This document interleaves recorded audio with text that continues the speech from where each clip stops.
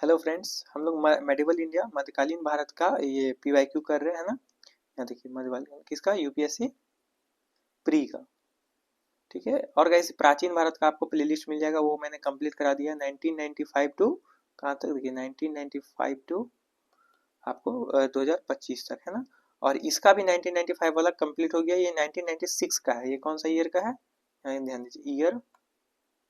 Year है आपका 1996। और कितने क्वेश्चन है आप ध्यान दीजिए, 7 क्वेश्चन। समझ रहे गाइस इसकी इंपॉर्टेंट। और इसको क्या करना है, आपको टॉपिक्स आपको लिखते चलना है। मैं मान रहा हूँ कि आप नोटबुक लेके बैठे हैं, है ना।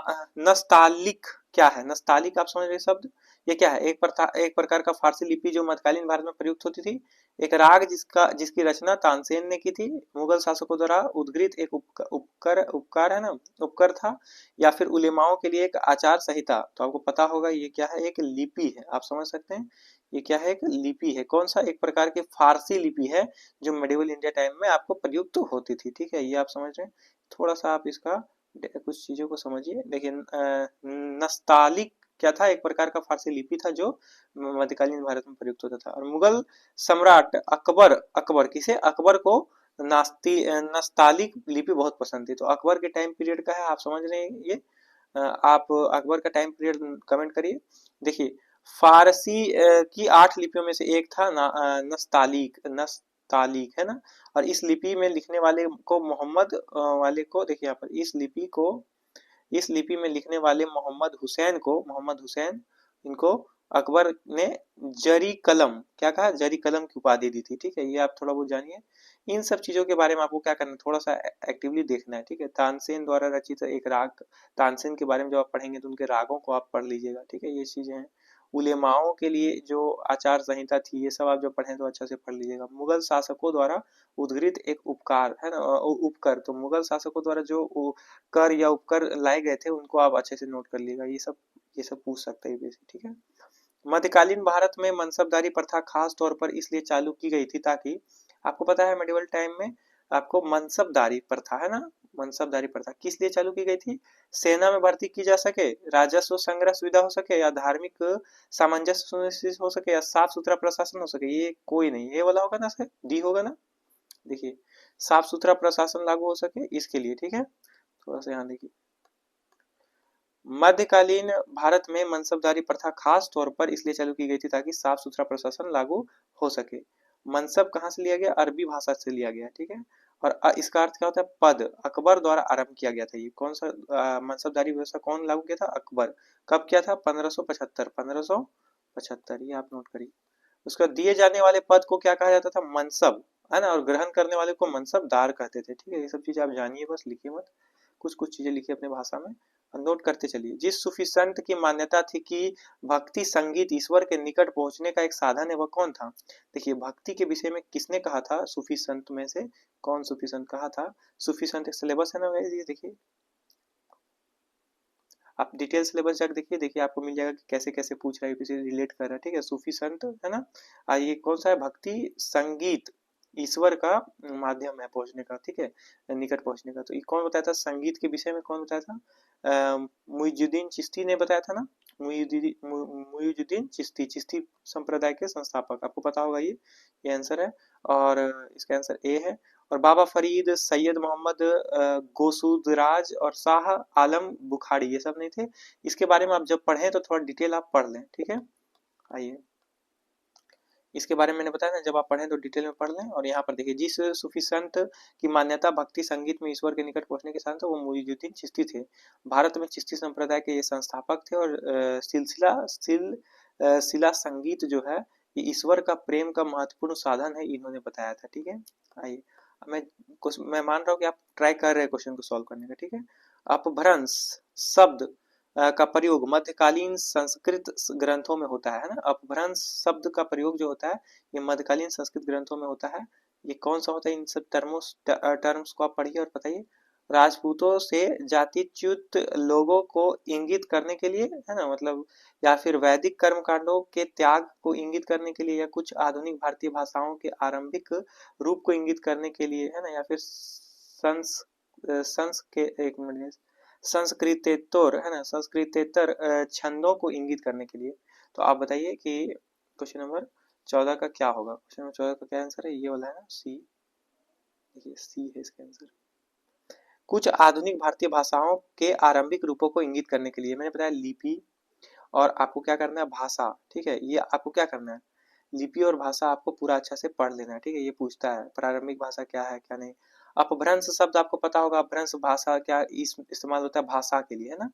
तो आप सब अपभ्रंश शब्द का प्रयोग भारतीय मध्यकालीन संस्कृति ग्रंथों में क्या होता था, कुछ आधुनिक भारतीय भाषाओं के आरंभिक रूपों को इंगित करने के लिए।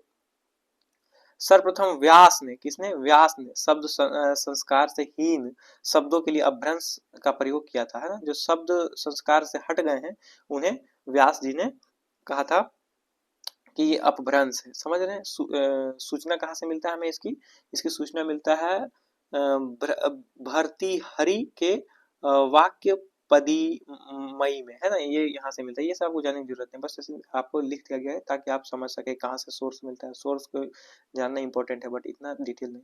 छठी 12वीं शताब्दी देसी भाषा को अपभ्रंश भाषा कहा जाता है ना। तो छठी से 12वीं शताब्दी के टाइम पीरियड में जो देसी भाषाएं थी इसको भी अपभ्रंश भाषा कहा जाता है, जो मूलतः संस्कृत के अपभ्रंश से ही अभ्रष्ट है। मतलब संस्कृत से ही लिया गया जो भाषा है, कब 6 to 12th आपको सेंचुरी, है ना, इस टाइम में जो लिया गया है उसको भी बोलते हैं। आइए देखते हैं क्वेश्चन नंबर 15 करिए।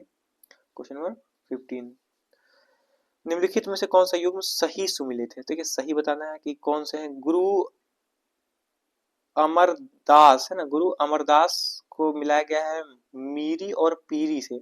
गुरु अर्जुन देव को मिलाया गया आदि ग्रंथ से। गुरु रामदास को मिलाया गया है दल खालसा से। और गुरु गोविंद सिंह को किसे मिलाया गया, मंजी से, है ना, मंजी से।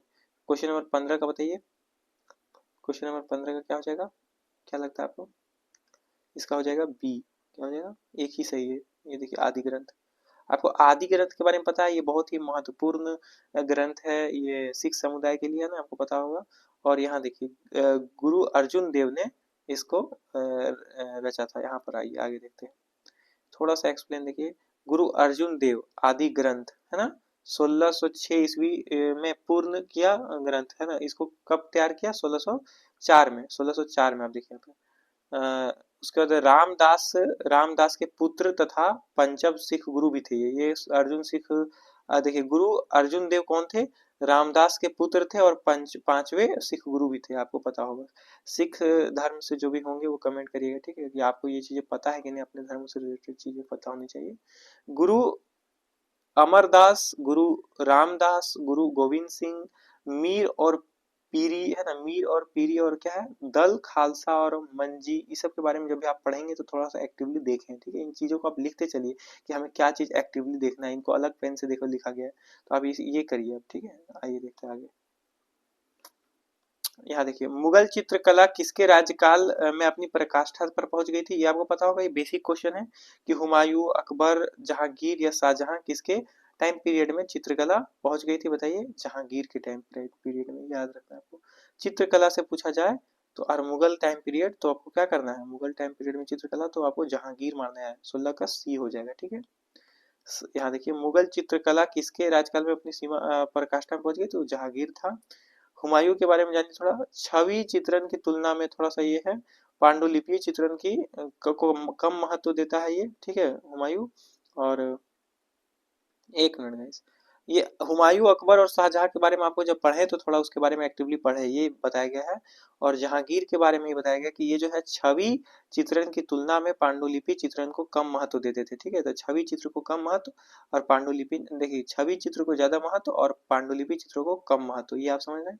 उसके बाद क्या है, जहांगीर कई चित्रकारों का आश्रयदाता भी था ना, आश्रयदाता ये भी था, वो बहुत सारे लोगों को आश्रयदाता देते थे, ठीक है। यहाँ देखिए दावा, इसको आप पढ़िए कि दावा किया जाता है कि आत्मकथा तुजुक जहांगीरी चित्र देखकर चित्रकार का नाम बता देता था। तो तुजुक यहाँ देखिए, इसका आत्मकथा का नाम क्या है ना, इसका जहांगीर का आत्मकथा का नाम है तुजुक जहांगीरी, ठीक है। किसने लिखा था ये आप कमेंट करिए। और इसमें क्या कहा गया है कि जो जहांगीर थे, उन्होंने, एक मिनट, जहांगीर है ना, जहांगीर जो थे वो चित्र देखकर, ऐसे दो चित्र अगर बताया जाए उन्हें कि बताइए कि ये चित्र और ये चित्र किसके हैं, तो वो बता देता था कि ये चित्र इस चित्रकार के हैं, ठीक है, और ये चित्र इस चित्रकार के। इनफैक्ट वो ये भी बता देता था कि एक चित्र में अगर बताइए कि एक तोता, एक मैना और एक हिरन बना है, तो वो बता देता था कि ये हिरन जो है इसने बनाया है, ये हिरन इस चित्रकार ने बनाया और ये तोता इस चित्रकार ने बनाया। तो ये एकदम ये बहुत बड़ा चीज है कि वो इतना ज्यादा चित्रों के प्रति ये था। रूपवादी शैली का में की प्रधानता थी, रूपवादी शैली आप लोग इसे सब इसमें आप पढ़िएगा, ठीक है। अभी 2011 तक क्या है, आर्ट एंड कल्चर भी 2011 तक आपको क्या है, आर्ट एंड कल्चर भी आपको इसी में मिलेगा, ठीक है। तो आप यहाँ समझिए, चित्रकला ये सब आपको आर्ट कल्चर में मिल जाएगा, प्लेलिस्ट आप देखते चलिए सबका। रूपवाद शैली का प्रधानता मिलता है, ये तो आप पढ़ लीजिए। उसके जानवरों और मनुष्यों की कला अधिक विकसित हुई, इसमें जानवरों और मनुष्यों की कला भी बहुत ज्यादा दिखाया गया है। उस्ताद मंसूर को चित्रकला का विषय बनाया, शाहजहां के काल में व्यापक क्या है, व्यापकता मिली है ना। तो ये जो उस्ताद मंसूर है, इसका संबंध आपको हुमायूं, एक मिनट गाइस, हुमायूं नहीं, जहांगीर के साथ है ना, जहांगीर, देखिए जहांगीर के साथ। आइए क्वेश्चन नंबर, लास्ट क्वेश्चन है गाइस ये, इसको आप कोशिश करिए सॉल्व करने का। क्वेश्चन नंबर 17 देखिए, है ना, 7 क्वेश्चन था इस बार। बताइए कि कृष्ण जीवन परक प्रेम वाटिका काव्य की रचना किसने की। मैंने बताया था कि काव्यों और ग्रंथों से एक क्वेश्चन आता है, बहुत आसान तरीका है, इसको क्या करना है, आसान से आप याद कर लीजिए, बस इतना ही आपको करना है। यूपीएससी में हिस्ट्री में आपको क्या क्या पढ़ना है, आपको एंगल पता चल रहा है कि आपको यहाँ वहां नहीं भटकना है, टू द पॉइंट, इन चीजों को ही मेहनत करना है, ठीक है। ये नहीं कि आप सब पढ़े जा रहे हैं, नहीं, जो मैं बता रहा हूँ आपको वो पढ़ना है, ठीक है, जैसे जैसे आपको इसमें बताया जा रहा है। बिहारी ने, उसका सूरदास ने, रसखाल ने या फिर कबीर ने, किसने बताइए कि कृष्ण जीवन परक प्रेम वाटिका काव्य की रचना की थी। रसखाल ने किया था, किसने किया था, रसखान ने, एक मिनट गाइस यहाँ देखिए, रस खान ने किया था, ठीक है। इसका थोड़ा सा समझिए, हाँ, रस खान ने किया था। यहाँ देखिए, जीवन परक कृष्ण जीवन परक प्रेम वाटिका के काव्य की रचना किसने किया, रस खान ने। काव्य कृष्ण के जीवन पर आधारित है, ये काव्य किस पर आधारित है, कृष्ण के जीवन पर। ये चीज आप समझते जा रहे हैं। चलिए देखिए, इसी तरह हम लोग क्या करेंगे, सारे के सारे ऑल पीवाईक्यूज कर लेंगे, ताकि हम लोग क्या करेंगे, ऑल पीवाईक्यूज के एंगल से हम लोग क्या पढ़ेंगे, एनसीईआरटी। एनसीईआरटी आप देखिए, उसका एनसीईआरटी का प्रैक्टिस करिए, और फिर आपको क्या होगा कि इतना आप कर लेंगे ये सब चीजें, और साथ में आपको क्या होगा कि कुछ स्टैंडर्ड बुक मैंने जैसे स्पेक्ट्रम है ना, और भी चीजें लाऊंगा मैं, उन सब चीजों को करेंगे। और उसके बाद क्या करेंगे, उसके बाद मेंस के पॉइंट ऑफ व्यू से जितनी चीजों को आप लिखते चल रहे वो मैं आप पी वाई क्यूज लाऊंगा, ये क्वेश्चन, ये टॉपिक से, और आप उसको क्या करिएगा, साथ साथ सॉल्व करने की कोशिश करिएगा। फिर आगे प्रोसेस चलता रहेगा, हम लोग टॉपर्स का नोट्स देखेंगे, टॉपर्स का आंसर राइटिंग देखेंगे, और भी बहुत चीजें हैं, इंटरव्यू स्किल कैसे इंप्रूव किया जाए इस पर मैं बताता रहूंगा। आपको कोई भी परेशानी हो आप कमेंट करिए, ठीक है। और भी कोई क्वेरी हो बताइए, ठीक है। आप लोग को घर में फैमिली प्रेशर कैसा है या क्या कंडीशन है, ये सब आप बताइए, ठीक है।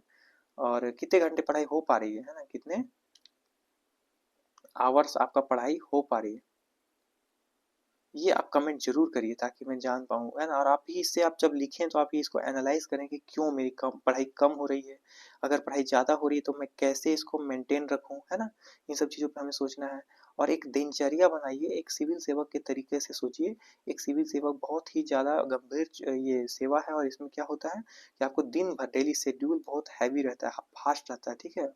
वास्ट सिलेबस भी है और वास्ट डेली रूटीन भी रहता है, तो आपको देखने हैं कैसा वर्क रहता है। सुविधाएं मिलती हैं उन्हें, बट क्या होता है कि वे आपको सारे सुविधाओं को ये एक तरफ, और उनका वर्क एक तरफ होता है, बात समझ रहे हैं? उनके वर्क को आप इग्नोर मत करिए, उनको समझिए चीज़ों को। और आपके प्रिपरेशन में मैं हमेशा साथ हूँ, आपको कोई भी दिक्कत है तो आप कमेंट करिए, ठीक है। ऑल द बेस्ट आपको,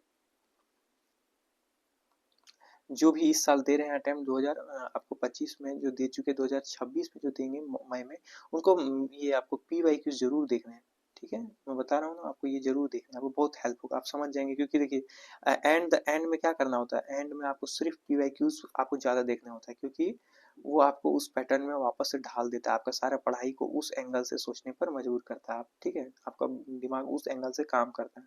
आप समझ रहे हैं इन चीज़ों को। Thank you guys.